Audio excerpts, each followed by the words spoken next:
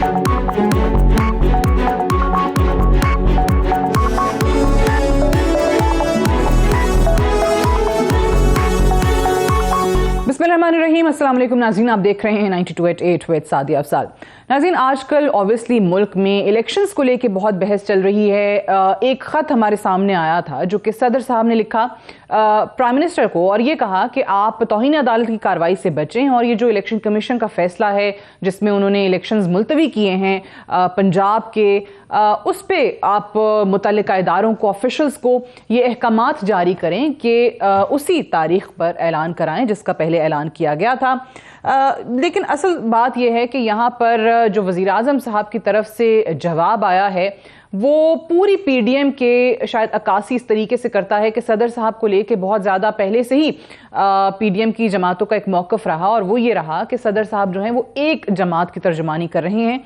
वज़ीर आज़म ने इस ख़त का जो जवाब दिया है वो ये है कि जी आपका ख़त यकतरफ़ा है, और पाकिस्तान तहरीक इंसाफ की प्रेस रिलीज़ दिखाई देता है। इससे आगे वज़ीर आज़म ने लिखा कि आपने सदर के आईनी मनसब का जो आईनादार होना चाहिए आपके इस ओहदे को, वो नहीं है। फिर साथ ही साथ उन्होंने अपने हलफ के मामले का भी उनको याद करवाया कि आर्टिकल 91 क्लॉज 5 के तहत बतौर वज़ीर आज़म मेरे हलफ के मामले में भी आपने आईनी फ़र्ज़ निभाने से गुरेज किया।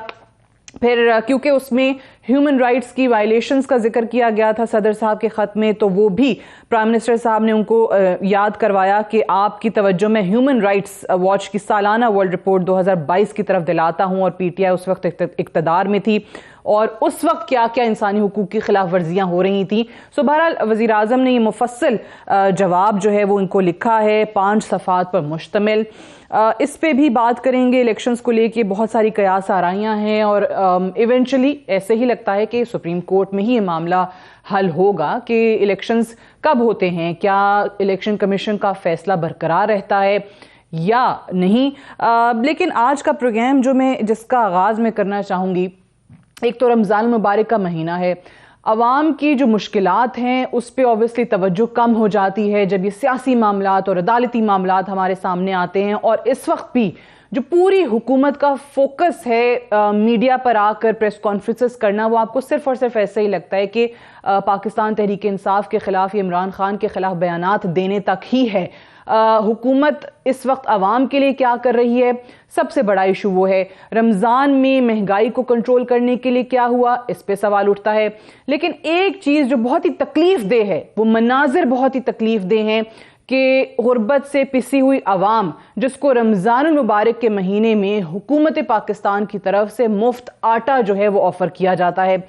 लेकिन क्या इतनी बड़ी रियासत और क्या इतनी बड़ी हुकूमत पर उस वक्त सवाल नहीं उठते कि वो उस आटे की फराहमी के प्रोसेस को ही सही तरीके से नहीं इंश्योर कर पाते, और वो जो आटे की फराहमी का तरीका है, जिस तरीके से लोगों को ये आटा फराहम किया जा रहा है मुफ्त आटा, वो अभी तक मुख्तलिफ शहरों में 6 लोगों की जानें जो है वो ले गया है। बड़ा अफसोस होता है कि जी भक्कर में एक खबर आई हमारे पास कि घंटों कतार में एक शख्स अपनी बारी का इंतजार करता रहा और वहीं पर दम तोड़ गया। फिर इसी तरीके से मुजफ्फरगढ़ में भगदड़ की वजह से एक बुजुर्ग खातून जो हैं वो अपनी जान से गईं। फिर चारसद्दा में भी इसी तरीके से जो स्टैम्पीड होती है, धक्कम पेल होती है, भगदड़ मचती है, उसमें एक शहरी जो है वो जाँ बहक हुआ। फिर मुल्तान में, फैसलाबाद में और कोटद्दू में रमज़ान में रोज़े की हालत में लोग कतारों में लगे हुए हैं। 3 लोग जो हैं वो वहाँ पर दिल का दौरा पड़ जाने से, हार्ट अटैक से जो हैं वो जाँ बहक हो जाते हैं। सो वो जो पूरे हमारे ब्यूरोक्रेट्स हैं, जो सरकारी अफसरान हैं, जिनकी जिम्मेदारी है और ऊपर बैठी हुकूमतों की जिम्मेदारी है, क्या वजह है? क्या उनको खौफ नहीं है कि उनको जवाबदेह होना पड़ेगा कि आप इतनी छोटी सी चीज़ को भी सही तरीके से नहीं कर पाते हैं? इससे मैं आगाज़ करना चाहूँगी। मैं चाहूँगी कि मेरे जो तीनों मेहमान हैं वो ज़रा इस पर भी बताएं कि जो बेसिक आटे की फराहमी का मामला है, क्या इतनी भी कैपेसिटी नहीं रह गई अब हमारी हुकूमतों में? हमारे पास सरदार लतीफ़ खोसा साहब मौजूद हैं, फॉर्मर गवर्नर पंजाब हैं, सीनियर रहनुमा पाकिस्तान पीपल्स पार्टी के। हुमायूं अख्तर खान साहब हमारे साथ मौजूद हैं, सीनियर रहनुमा पाकिस्तान तहरीक इंसाफ के, और आज ही हुमायूं साहब को फोकल पर्सन फॉर इलेक्शंस भी बनाया गया है पाकिस्तान तहरीक इंसाफ की तरफ से। बिलाल कियानी साहब हमारे साथ मौजूद हैं, coordinator to prime minister for economy and energy और असिस्टेंट सेक्रेटरी जनरल भी हैं आप पाकिस्तान मुस्लिम लीग नवाज के। आप तीनों को खुश आमदीद कहते हैं। खोसा साहब, if I may start with you, ये फरमाइएगा कि हम मुख्तलिफ शहरों में जो किस्से देख रहे हैं, रोज़ कोई ना कोई इंसिडेंट आ रहा है हमारे सामने, क्या कि जी भगदड़ मच गई। क्यों भगदड़ मच गई? कि आप गरीब आवाम को एक मुफ्त आटे का थैला ही सही तरीके से फराहम करने की कैपेसिटी नहीं रखते। ये क्या, किस पे सवाल किससे होना चाहिए? कौन है इसका जिम्मेदार? ये बेसिकली मैं समझता हूँ कि ये तो बेनज़ीर इनकम सपोर्ट के कार्ड होल्डर्स ही के लिए किया गया है। मेरे ख्याल में तो बुनियादी तौर पर ये पॉलिसी ही फ्लॉड है, गलत है, इसलिए कि आप इस तरह से क्या बांट सकते हैं थैले उन 76 लाख लोगों को और 23 करोड़ आवाम को आप इस तरह कसम पुरसी के आलम में छोड़कर, क्या भगदड़ नहीं मचेगी? जब मैं गवर्नर था तो मुझे याद है कि इसी तरह थैले मैं बांटने के लिए एक दफ़ा ले गया तो ऐसी भगदड़ मची कि गरीब आदमी, जो लागर आदमी है, जो बेबस आदमी है, जो औरतें हैं बूढ़ी, जो मर्द बूढ़े हैं, वो तो वहाँ तक पहुँच ही नहीं पाते थे ट्रकों पर। वो तो एक भगदड़ मचती थी और वो जो तकड़े मुछ डंडे होते थे वो आके सारा ले जाते थे। इस तरह से देखिए, इस तरह से नहीं हुआ करते हैं। मुझे समझ नहीं आती है कि किसने ये पॉलिसी बनाई है और किस तरह से ये जो है इसको बांटा जा रहा है। या तो आप देखें यूटिलिटी स्टोर्स पर इसको जो है वो सब्सिडाइज्ड यानी सस्ते दामों या मुफ्त भी अगर करना है तो आप उन यूटिलिटी स्टोर्स के ज़रिए से बांटिएगा, या फिर जिस तरह से पहले होता था राशन कार्ड का सिस्टम होता था, इस तरह से तो ये भगदड़ मचेगी, इस तरह से तो ये होगा। मैं समझता हूँ ये सारी पॉलिसी ही फ्लॉड है। और इस तरह से आप समझते हैं कि आवाम को आप जो है देकर आप राज़ी कर लेंगे। पाकिस्तान की 23 करोड़ आवाम, खुदा का खौफ करें, इस तरह से मत उनको अजियत और कर्ब में मजीद डालें। मैं नहीं समझता कि ये पॉलिसी इस लायक है कि इस पर अमलदारी हो भी सकती है। आप रोज़ की देख रहे हैं जिस तरह से हो सकता है। और Benazir income support card holders ही सिर्फ जा सकते हैं। अब ये कितनों लोगों को आ गई है कि वो अपना वो कार्ड लेकर जाएं और वो बेनज़ीर इनकम सपोर्ट वाले ही सिर्फ कार्ड होल्डर्स ले जा सकते हैं। ये तो एक इंप्रेशन दिया जा रहा है जैसे सारे पाकिस्तान के अवाम को जो है ये आटा मुफ्त बांटा जा रहा है। तो ये पॉलिटिकल गिमिक जो है नहीं होनी चाहिए। लोगों के साथ बहुत ही लोग तकलीफ में हैं, लोगों की मईशत बहुत कसम पुरसी के आलम में, इस डगरगूं कैफियत में खुदारा। और फिर ये देखिए, अगर पॉलिटिकल पॉइंट स्कोरिंग होनी है और ये जो है एक बैशिंग होनी है किसी की और इक़्तिदार की, ये कश्मकश में आवाम को मत रोलें, मत इसमें करें। मैं नहीं समझता कि ये काबिल अमल है। इस तरह से ये और ज्यादा बैकलैश आएगी और 47 अरब या 50 अरब के फिगर्स देते हैं कि हमने दिया, आपके पास जहर खाने को तो पैसा नहीं है।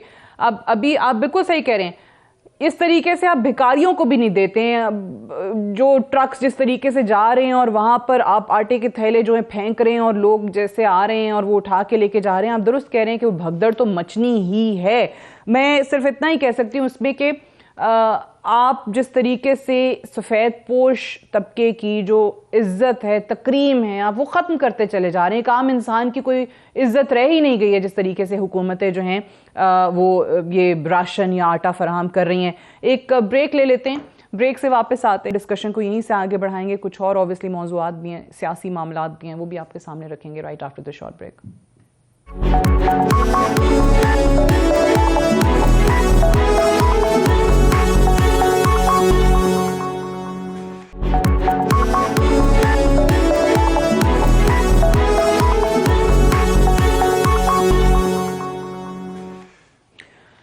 वेलकम बैक प्रोग्राम में एक बार फिर से खुश आमदीद। ब्रेक पे जाने से पहले जैसे हम आपको बता रहे थे कि आज वज़ीर आज़म ने भी सदर साहब के ख़त का जवाब दिया है और बहुत सारी बातें की हैं। सदर साहब को ये याद कराया है कि वो अपने आइनी मनसब का पास नहीं कर रहे हैं, उस पर भी बात करते हैं। लेकिन बड़ा अफसोस होता है कि जब हमारी सियासत में इस कदर अदम बर्दाश्त आ जाए, इंटॉलरेंस आ जाए कि आप किसी का मौक़िफ़ सुनने को तैयार नहीं है, किसी के वजूद को बर्दाश्त करने को तैयार नहीं है। इस कदर पोलराइजेशन पूरी सोसाइटी में, पूरे माशरे में आपको नज़र आ रही है। बिलाल कियानी साहब, ये सियासत हो रही है, ये क्या हो रहा है? जी बिस्मिल्लाहिर्रहमानिर्रहीम। सादिया साहिबा बहुत शुक्रिया जी अपनी शो में दावत देने का। देखिए बात ये है, और राना सनाउल्लाह साहब की बात का मतलब अगर आप ने पूरा, और आपने अच्छा किया कि क्लिप पूरा सुनाया, उन्होंने कॉन्टेक्स्ट दिया इमरान खान साहब की बात का, और वो उनके अल्फाज उनकी माइंडसेट की ककासी कर रहे हैं कि खान साहब ने बार बार एक इश्ताल अंगेज़ी करके, एक प्रोवोकेटिव ज़ुबान इस्तेमाल करके बार बार ये ख़ुद ही एक कत्ल की साजिश का ड्रामा करके ये कल भी कंटेनर के पीछे खड़े हुए थे, बुज़दिल, पहले बहादुरी की बात करते थे, दूसरों को बुज़दिल कहते थे, ख़ुद ह्यूमन शील्ड्स के तौर पे बच्चों और ख़वातीन को आगे ला के एक जायज़ गिरफ्तारी के लिए अपने आप को पेश ना करके 5 दिन जो उन्होंने यहाँ पे नुकसान करवाया, जिसमें हमारे पुलिस का अमला भी, आपने देखा पंजाब हुकूमत की पुलिस का अमला भी, वो भी उनको भी नुकसान हुआ, और साथ साथ वहाँ पे जो एक कॉन्फ्रंटेशनल और एक जो माहौल था वो सारी इमरान खान साहब का पैदा किया हुआ था। तो बात यह है कि खान साहब मुस्तकिल बहुत ही डिलिबरेटली एक माहौल चाह रहे हैं जहाँ पे इसी तरह का एक टेम्परेचर बढ़ा रहे, और ये बार बार बात इसी पे आए मुझे कत्ल करने की साजिश है, और वो साजिश भी हर तीसरे दिन तकरीर में बदल देते हैं, बेबुनियाद इल्ज़ामात लगाते हैं, कभी मिलिट्री लीडरशिप पे लगाते हैं, कभी एक सियासी लीडर पे लगाते हैं, कभी हमारी जमात पे लगाते हैं। तो ये खान साहब जो एक इन्वायरमेंट बना रहे हैं और बनाना चाह रहे हैं, और ये समझते हैं उनका यही तरीका है, इसको शदीद हम मजम्मत करते हैं, और राना सनाउल्लाह साहब भी इसी के मतलब अपने बयान में बात कर रहे थे जी। ओके, चलें, ये हुमायूं अख्तर खान से भी बताइएगा कि जिस तरीके से बार बार अब तो हुकूमत के वज़रा जो हैं वो मीडिया पर आकर आप लोगों को दावतें दे रहे हैं कि आप बैठें बात करें, उसमें लॉ मिनिस्टर आज़म नज़ीर तारड़ का बयान आया, फिर एहसन इकबाल साहब का बयान आया, फिर इनफैक्ट उन्होंने ये भी कहा कि अगर बात करनी है तो हम सेनेट से आगाज़ कर सकते हैं जहाँ पे आपके लोग मौजूद हैं। कल पार्लियामेंट का मुश्तरका इजलास है जिसमें आपके लोग फॉर अ चेंज शिरकत कर रहे हैं, सेनेटर्स आपके जा रहे हैं। सो क्या आपकी तरफ से भी ये कोई इंडिकेशन है कि आप लोग भी एक कदम पीछे हटने को तैयार हैं या नहीं? हमारी तरफ से तो इमरान खान साहब ने खुद कहा है कि मैं बातचीत करने को तैयार हूं इलेक्शन की डेट के लिए। उन्होंने फवाद चौधरी ने कई मरतबा कहा है हम बातचीत करने को तैयार हैं। प्रॉब्लम यह है कि फर्स्ट ऑफ ऑल पीडीएम ले लें, पीडीएम के अंदर यूनानिमस व्यू नहीं है, पीपल पार्टी कुछ और सोच रही है और पीएमएलएन कुछ और, विद इन पीएमएलएन भी यूनानिमस व्यू नहीं है। लंदन से कोई और आवाज आती है जो कि मरियम नवाज शरीफ की आवाज होती है, और प्राइम मिनिस्टर से जरूरी नहीं कि वही आवाज हो, और कुछ तो सीनियर मेंबर्स शाहिद खाकान अब्बासी, मिफ्ताह इस्माइल, वो तो टोटली डिफरेंट टेंजेंट पे निकले हुए हैं। हमारी तो देखिए हमारी तो बड़ी सिंपल सी एक डिमांड है। हम कोई आइन की खिलाफ वर्जी की बात नहीं कर रहे, हम तो कह रहे हैं कि ये मुल्क जिस तेजी से नीचे की तरफ जा रहा है, चाहे वो इकोनॉमिक सिचुएशन हो जो सिर्फ हम नहीं कह रहे, सारी दुनिया कह रही है, चाहे वो तखरीबकारी जो सर एक दफा फिर टेररिज्म इस मुल्क में उठा रही है, हम तो कह रहे हैं कि इसका हल एक फ्रेश मैंडेट है। पहले दिन से 10 अप्रैल 2022 से हम सिर्फ एक बात कर रहे हैं, और वो पंजाब हुकूमत जो हमने बाय इलेक्शन में बट आप जो चीजें बता रहे हैं इलेक्शन कमीशन की बकौल यही दो वजूहात हैं जिसकी बिना पे वो वक्त पे इलेक्शन नहीं करवा पा रहे। मैं जरा बात मुकम्मल कर लूं जी, मैंने अभी बात मुकम्मल ही नहीं की। ये जो हमने अपनी दो हुकूमतें जी मैं आप ही की और आप देख रहे हैं कि हम क्या भुगत रहे हैं, ये दो वजूहात बता रहे हैं इलेक्शन ना कराने की। हम जी ये मैं गुजारिश करूं, हमारी डिमांड सिर्फ ये है, एक तरफ से कहा जाता है कि जी आप हमसे बात करें, दूसरी तरफ रैली, एक इलेक्शन रैली, हमारी किसी रैली में ये जलसे में तोड़ फोड़ नहीं हुई। हमारी रैली में कल भी बच्चे, फैमिलीज पैदल चल चल के पहुंची हैं। कल इतने टेंस हालात में हमारी तो कभी रैलीज में तोड़ फोड़ नहीं हुई। रैली हमने निकालनी थी जिसमें इतना मारा गया और वाटर कैनन इस्तेमाल किए गए, एक हमारा वर्कर जो है वो शहीद हो गया। उसके बाद जमान पार्क के अंदर टीयर गैसिंग हुई, जमान पार्क के अंदर धावा बोला गया गेट तोड़ के। ये जो हमने एक जलसा कल करना था, 2000 बंदे हमारे कैद कर लिए गए लाहौर में। मैंने आज तक नहीं देखा, मैं 35 साल से शासित कर रहा हूं। लाहौर की हर सड़क जो है वो कंटेनर से बंद की हुई है। भाई हम क्या उधर कर रहे हैं, हमको बम चलाने लगे हैं? हम तो एक जलसा कर रहे थे, आपने देखा वो जलसा हुआ। फिर भी आप जितना मर्जी रोक लें, आप जितना रोक रहे हैं लाहौर को, लाहौर उतने भरपूर अंदाज से बाहर आ गया है। दूसरी ये बात है कि इलेक्शन कमीशन क्या कह रहा है। हम समझते हैं कि हमने इलेक्शन कमीशन के इस डिसीजन को ऑलरेडी सुप्रीम कोर्ट में चैलेंज कर दिया है, बहुत सी पिटीशंस उधर आ चुकी हैं और हमें उम्मीद है कि इस हफ्ते सुप्रीम कोर्ट सुनेगा। और ये इलेक्शन कमीशन कह रहा है तो वो कोई कार्व्ड इन स्टोन नहीं है, अब सुप्रीम कोर्ट डिटरमिन करेगा कि कौन आईनी बात कर रहा है और कौन गैर आईनी बात कर रहा है। ठीक है, चलिए मुझे खोसा साहब ये बताइए, आपने भी राना सनाउल्लाह साहब का इंटीरियर मिनिस्टर हैं, उनका शॉट भी सुना, आपको दोनों तरफ से जब हम बात करते हैं सो पीडीएम आपको वो विजुअल्स दिखाती है कि जी पाकिस्तान तहरीक इंसाफ की तरफ से पेट्रोल बम जो है बनाए जा रहे हैं, बॉम्ब्स फेंके जा रहे हैं पुलिस अफसरान के ऊपर, वो कहते हैं कि जी देखें पुलिस अफसरान को किस तरीके से मारा जा रहा है, वो फुटेजेस चला दी जाती है प्रेस कॉन्फ्रेंसेज में। दूसरी तरफ जो पीटीआई का मौकफ है वो भी दोबारा हुमायूं साहब ने बता भी दिया है। यहाँ पे क्या वजह है कि इन पेशकशों के बावजूद कि आइए बैठिए बात करें, खान साहब की जब बात होती है तो फिर कुछ लोगों का ये ख्याल है कि वो जी सियासी जमातों से तो बात करना नहीं चाहते हैं क्योंकि उनको चोर डाकू लुटेरे कहते हैं, वो कहीं और देखते हैं, वो उनसे बात करने को तैयार नहीं है। सो हर कोई जो है वो इतने सबके स्टेक्स इन्वॉल्व हो गए कि कोई पीछे ही नहीं हटने को तैयार है। आपको क्या लग रहा है कि अभी ये पार्लियामेंट का जो मुश्तरका सेशन हो रहा है इसमें कहीं ना कहीं कोई उम्मीद की किरण है कि कोई डायलॉग हो जाएगा? सेनेट से आगाज करने की बात की है एहसन इकबाल ने। देखें सादिया, जिस तरह यूनाइटेड नेशंस भी सीज फायर करवाती है, पहले तो सीज फायर होना चाहिए, राना सनाउल्लाह की जबान बंदी होनी चाहिए, पहली तो क्लियर बात है। अब देखिए कहते हैं कि जी हम अक्टूबर में खाक इन्होंने करवाना है इलेक्शन, जब ये खुद राना सनाउल्लाह कह रहा है कि अगर हम नहीं रहेंगे और कैपिटल पॉलिटिकल इनका जीरो पे चला गया है इसलिए इलेक्शन तो ये कभी करवाएंगे ही नहीं है। तो वो तो यही कह रहे हैं कि इलेक्शन होने ही नहीं है, वो अभी से ही ये ऐलान कर रहे हैं। और फिर जिस तरह से माशाअल्लाह रियासती आदाब को भी मलहूज नहीं रखा जा रहा कि सदर पाकिस्तान कोई भी हो, किसी पार्टी से भी हो, हमें इससे सरोकार नहीं है, लेकिन वो सरबराह ममलकत खुदादाद पाकिस्तान है।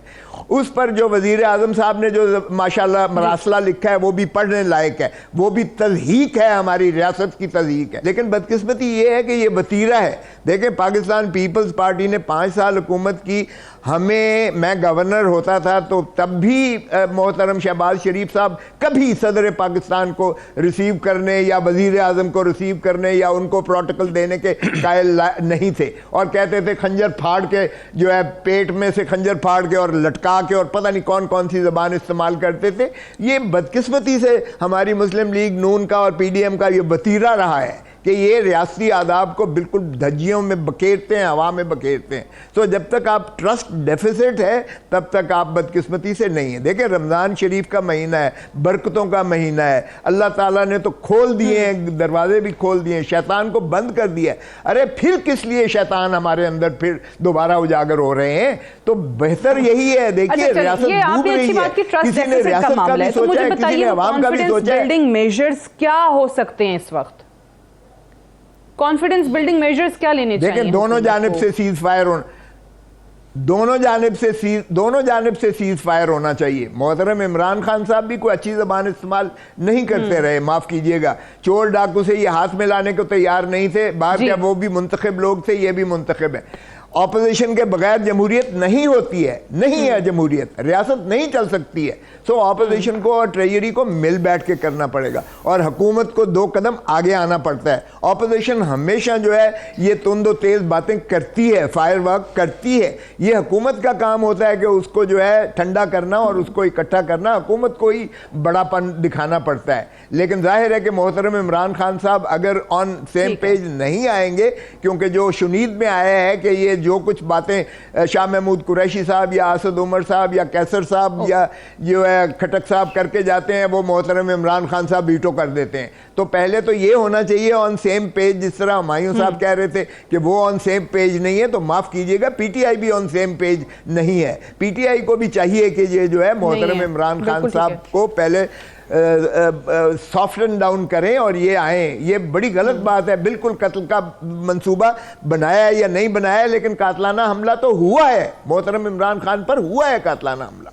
इसमें कोई शायबा नहीं होने चाहिए दूसरी आ रहा। तो यकीनी बात है कि आपको अगर आप कहने की दोनों को करना पड़ेगा, दोनों हम की तरफ से स्पेशली जो बदजबानी है इस वक्त, जो बद तहजीबी दिखाई जा रही है, उसको रोकने की जरूरत है। और आपने खुद ही कह दिया कि खान साहब ने भी कुछ कम नहीं किया यही राना सनाउल्लाह जिनके बारे में हम बात कर रहे हैं, इन पे जो हेरोइन डाली थी और फिर वो जिस तरीके से केस बनाया था, लोगों की शक्लों को लेके, राना सनाउल्लाह भी उस लिस्ट में शामिल हैं जिनकी शक्लों को लेके तो पता नहीं क्या क्या कहा जाता था जलसों के अंदर।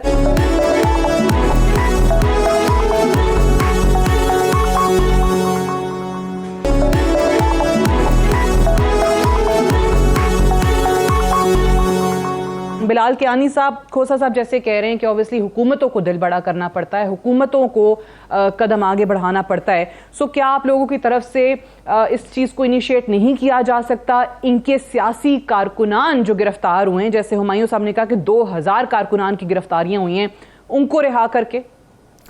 जी देखिए, मैं माजरत के साथ और नहायत एहतराम के साथ खोसा साहब की बात से एग्री नहीं करता, हालांकि ये कानूनदान भी हैं, ये लॉयर भी हैं, तो माजरत के साथ मेरी कोई हमदर्दी नहीं है। आरिफ अलवी साहब जितनी जल्दी इस सदारत से उतरेंगे, जितनी जल्दी ये आइन को तोड़ने के कॉन्सिक्वेंसेस को फेस करेंगे, उतना ही मुल्क के लिए बेहतर होगा।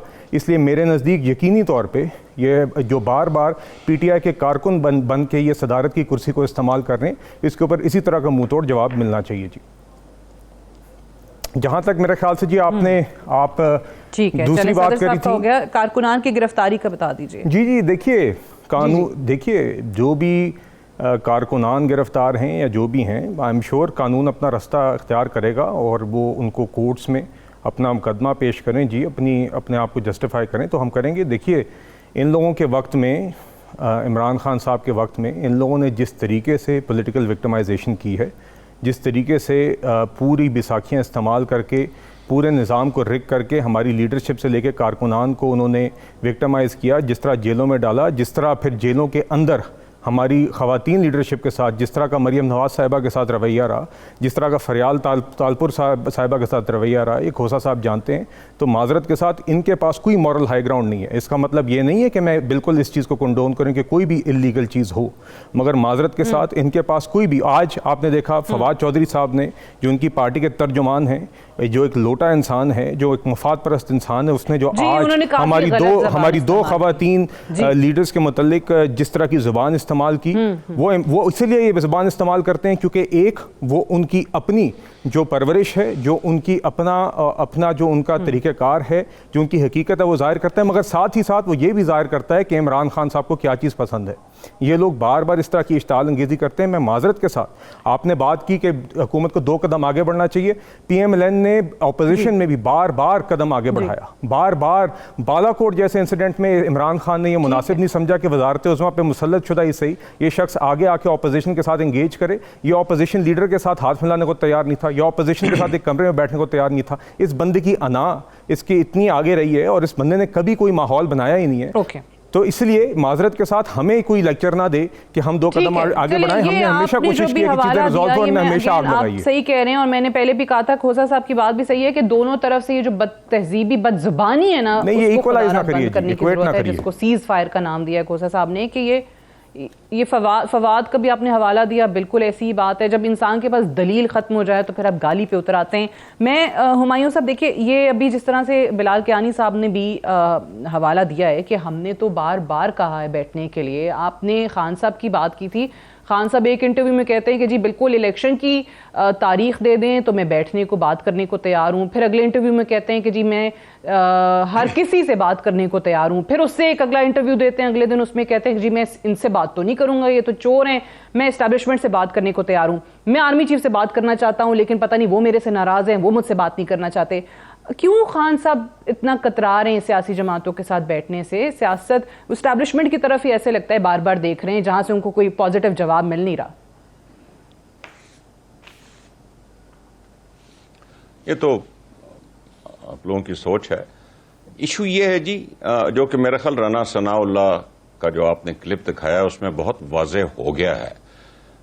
PMLN की जो रई सही कसर थी जो आपको नजर आई थी जुलाई 2022 के ज़मीनी इलेक्शन में, PMLN को मालूम है, आपने कल लाहौर में देख लिया। मैंने अपनी 35 साल से मैं लाहौर की सियासत कर रहा हूं, मैं 6 इलेक्शन इधर लड़ा हूं, मैंने ये वाकयात नहीं देखे। आज मैं पूरे जोहर के बाद फिरा हूं, मेरे अपने हलकों में मुतअद्दिद घरानों में बीवियां, माएँ, बच्चे, बाप परेशान फिर रहे हैं। कई दिन तो हमें ये पता ही नहीं चला कि ये जो हमारा एक नॉर्मल सा वर्कर था, क्या वो तकरीबकार था, कोई हेरोइन फरोश था, वो कत्ल करके भागा हुआ था। एक नॉर्मल वर्कर जो आज तक कभी उस पर इल्जाम, वो 10 दिन से यही नहीं पता था कि है किधर, किस थाने में, किस जेल में है। 2000 वर्कर। और आपने कल अगर आप लाहौर देखती कि जिस तरीके से कंटेनर से अंदर और बाहर सारे रास्ते ब्लॉक किए हुए थे। मसला पीएमएलएन का यह है कि ये इलेक्शन में जाना ही नहीं चाहते। ये तो ऐसी बातें हैं कि हमने ये बुलाया, फिर ये किया, फिर हमने वो किया। ये इलेक्शन में जाना नहीं चाहते और अब ये गैर आईनी हथकंडों पे आ चुके हैं और जितने भी गैर आईनी हथकंडे ये इस्तेमाल कर रहे हैं अब, उतनी ही इनकी पोजीशन, वो एक अंग्रेजी का मुहावरा है ना, digging themselves deeper into the hole. वो जितने ये हथकंडे इस्तेमाल कर रहे हैं उनकी पोजीशन और खराब होती जा रही है। That is the dilemma of PMLN. That is उनकी सियासत इस वक्त इस चीज के गिर्द कि किसी तरीके से, किसी हथकंडे से या इमरान खान को डिस्क्वालीफाई करा दिया जाए या इलेक्शन को डिले कर दिया जाए। जैसे वाज़ेह तौर पे एक इलेक्शन ड्यू था 30 को, वो इलेक्शन कमीशन ने कहा, पहले इलेक्शन कमीशन कहता रहा है कि जी हम तो तारीख दे नहीं सकते। अब इलेक्शन कमीशन ने ना सिर्फ पंजाब की इलेक्शन की बल्कि पूरे पाकिस्तान की बाकी इलेक्शनों की भी तारीख दे दी। हालांकि जो हुकूमतें बैठी हैं उन्होंने कोई ऐसा जिक्र नहीं किया। ये कमाल की चीजें हो रही हैं। ये चीजें अब कुछ जो सेंस है, हम उम्मीद करते हैं कि जो सुप्रीम कोर्ट ऑफ पाकिस्तान है वो अब वो रोल अदा करेगा कि भाई आओ बात करो और आपस में कोई रेकंसिलिएशन करा के एक इलेक्शन की तारीख सामने आएगी। हम तो अब सुप्रीम कोर्ट पे उम्मीद लगा के बैठ गए कि वो ये रोल अदा कर दे, क्योंकि सर ऑब्वियसली ये कि सुप्रीम कोर्ट से आपकी उम्मीदें हैं, लेकिन जब सियासतदानों के आपस के डायलॉग की बात आती है, मेरा नहीं ख्याल कि खोसा साहब इससे भी कोई इख्तलाफ उनको होगा, क्योंकि पीपल्स पार्टी जो है वो हमेशा ऑब्वियसली जमहूरियत में बैठ के मुज़ाकरात की बात करती है। तो हुमायूं साहब, अगेन मैं अपने सवाल पे वापस आती हूँ कि इस वक्त सियासतदान अगर सियासतदान से बात नहीं करेगा, वो इस्टेब्लिशमेंट की तरफ देखेगा या फिर वो कोर्ट्स की तरफ देखेगा, जैसे आजकल सारे सियासी मामलात कोर्टों में जाते हैं।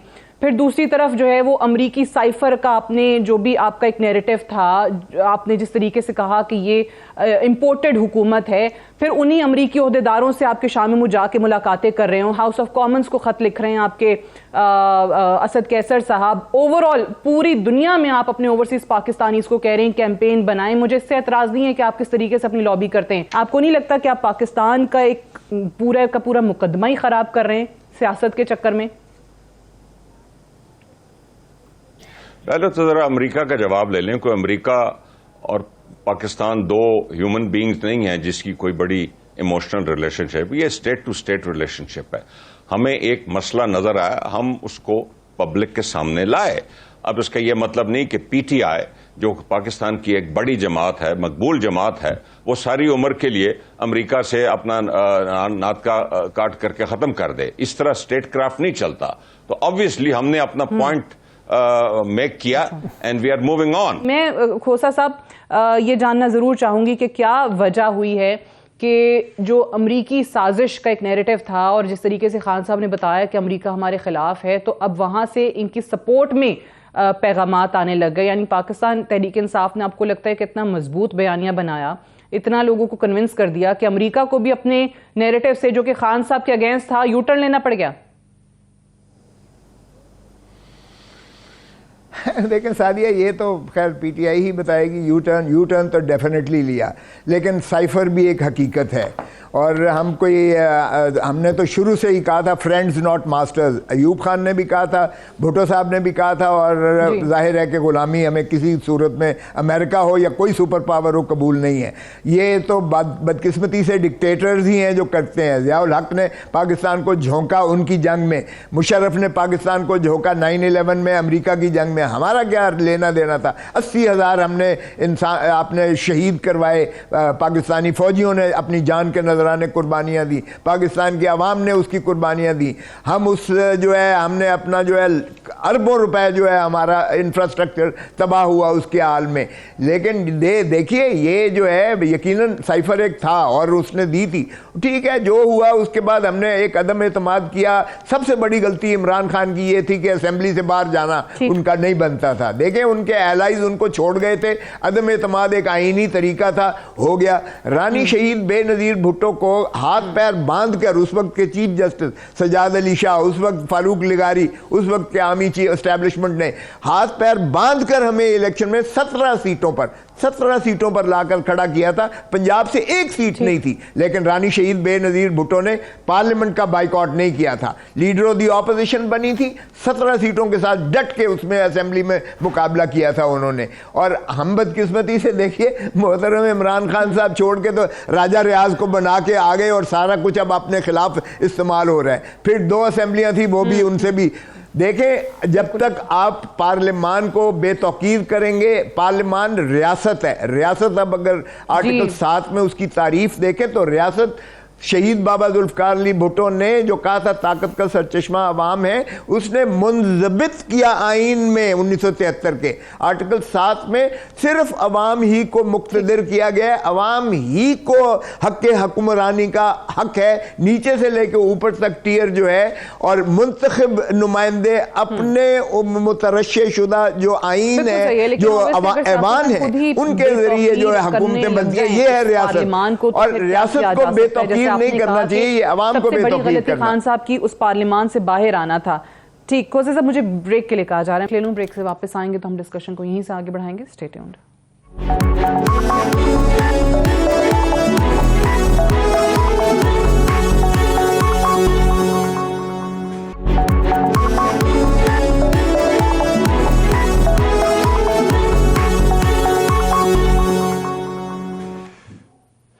वेलकम बैक प्रोग्राम में एक बार फिर से खुशामदीद। कल के प्रोग्राम में भी हमने बात की थी कि जो ईसीपी का ये डिसीजन आया है कि पंजाब में इंतखाबात मुलतवी हुए हैं, और उसके बाद केपी के गवर्नर ने भी लिख दिया है ईसीपी को कि वो उनके सूबे के इंतखाबात भी 8 अक्टूबर को ही कराएं, तो उसके बाद बहुत सारे लीगल सवालात तो खड़े हो ही गए हैं कि दोनों सूबों के अंदर जो निगरान हुकूमतें हैं फिर उनका स्टेटस क्या होगा।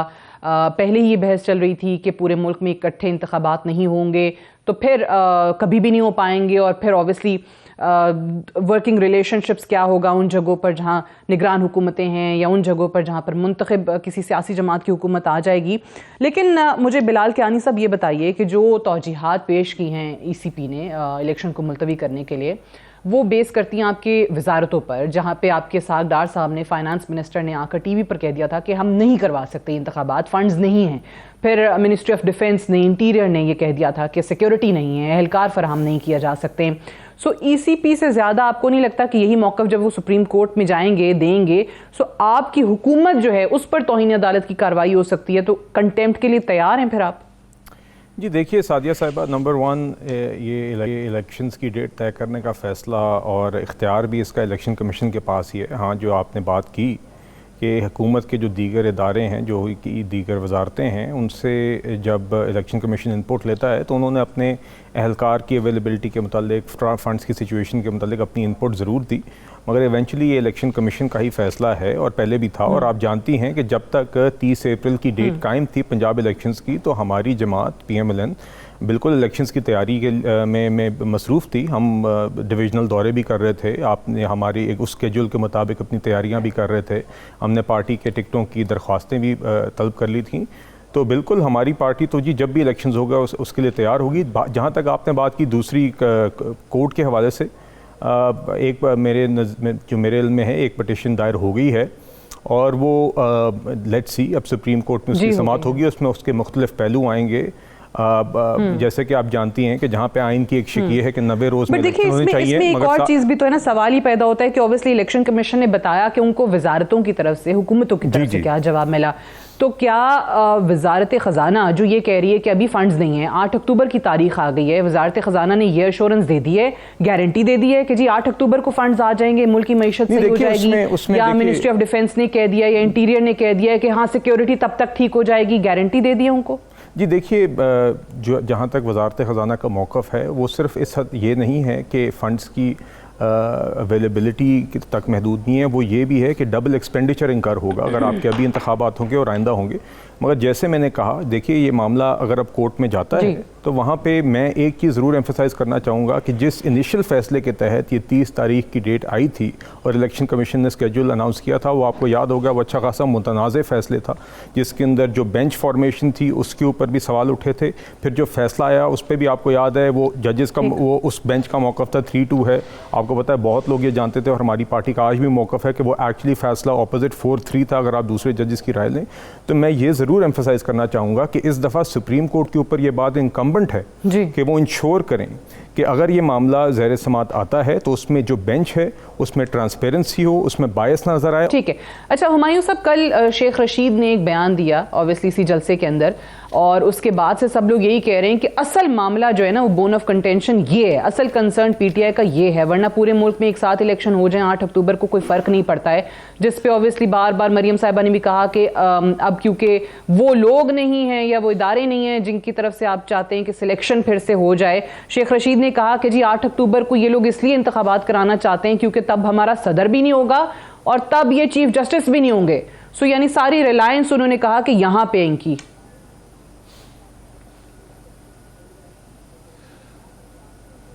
देखिए, मैं नहीं स्पेकुलेट करना चाहता कि मैं 8 अक्टूबर को इतनी सिग्निफिकेंस ही नहीं दे रहा। मैं अब देखना चाहता हूं कि अगले चंद दिनों में, हफ्तों में सुप्रीम कोर्ट में क्या होता है। आपको याद होगा सादिया कि बैक इन दिसंबर हमने जब ऐलान किया कि हम पंजाब और केपी की असेंबलीज डिसॉल्व कर देंगे, तो हमने एक हफ्ता दिया था, एक पूरा हफ्ता दिया था कि जिस हुकूमत को, जिस पार्टी को एक टाइम पे पूरे पाकिस्तान में इलेक्शन चाहिए तो आपके पास ऑप्शन अवेलेबल है। और हम तो हमेशा, हम तो किसी किस्म की कोई, अब तो मैं समझता हूं कि इसमें कोई अनकॉन्स्टिट्यूशनल बात नहीं है, लेकिन हम किसी किस्म की कोई एडवांटेज नहीं लेना चाहते थे। ये हम सिर्फ चाहते थे कि इलेक्शन हो, बेशक पूरे पाकिस्तान में इकट्ठा इलेक्शन हो। हमारा ऑब्जेक्टिव ये है। एक दफा जब आपकी पंजाब असेंबली और केपी की डिसॉल्व हो गई तो then the matter is out of our hands. उसके बाद वो जो 90 डेज, खोसा साहब ज्यादा रोशनी डालेंगे, जो 90 डेज का जो मीटर है वो चल पड़ता है और वो अब हम देखेंगे कि सुप्रीम कोर्ट उसमें क्या फैसला करता है। वो अब हमारे कंट्रोल में नहीं है। उस पे क्या करते हैं? कल हमारे साथ एक वकील थे और उन्होंने ये बात की कि 90 दिन के बाद फिर अगर वाकई डिले में जाता है मामला तो फिर पहले वाली सूबाई हुकूमतों को वापस आना पड़ जाएगा क्योंकि निगरान हुकूमतें नहीं आगे मामला लेके चल सकती। ठीक है, टाइम थोड़ा है। 1 लाइनर आखिर में कॉमेंट आपका खोसा साहब।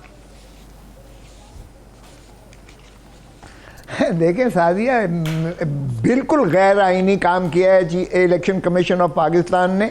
ये तो इनको जवाबदेही करना पड़ेगी क्योंकि तारीख बार बार ये कह चुके कि तारीख हम नहीं दे सकते इलेक्शन कमीशन। अरे भाई, तारीख जब तुम नहीं दे सकते तो फिर तुमने कैसे 30 नवंबर की दे दी, जब सुप्रीम कोर्ट बड़ा वाज़े तौर पे तशरीह कर चुकी है कि 105, 112 आर्टिकल के तहत जो है अगर गवर्नर नहीं देता सदर देगा, और सदर ने दे दी 30 अप्रैल की।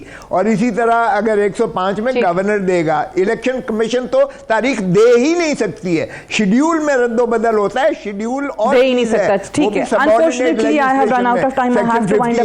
साहब बहुत शुक्रिया, आप मायूं अख्तर खान साहब आपका भी शुक्रिया, बिलाल कियानी साहब आपका भी प्रोग्राम में ज्वाइन करने का शुक्रिया।